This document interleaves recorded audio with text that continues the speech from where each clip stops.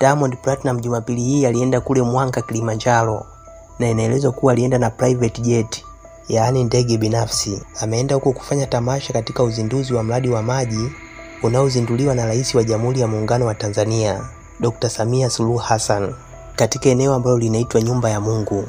Moja ya habari ambayo ina trend hivi sasa katika mitandao ya kijamii ni video ambayo ameiweka katika ukurasa wake wa Instagram. Video hiyo inamuonyesha binti mrembo mwenye umri kuanzia miaka 15 mpaka 19 hivi.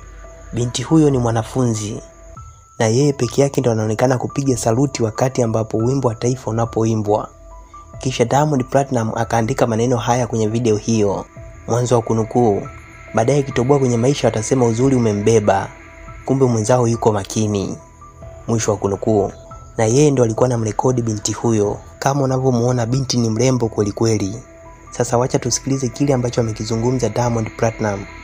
Usisahau kuniandikia maoni yako kwenye sehemu ya comment.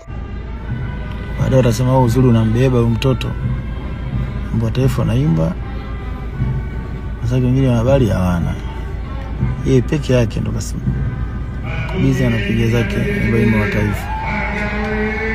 Unaona mtoto, baadaye kitoboa maisha atasema hamna lolote, zuri tu.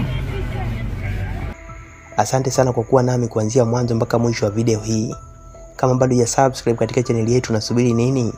Hakikisha kuwa una subscribe kisha unabofya alama kengele ya notification, kwani kwa kufanya hivyo utaweza kupitwa na video zetu zenye lengo la kukuburudisha na kukuelimisha. Mimi naitwa Dennis Jenson, na kutakia wakati mwema, na tukutane tena kwenye video nyingine.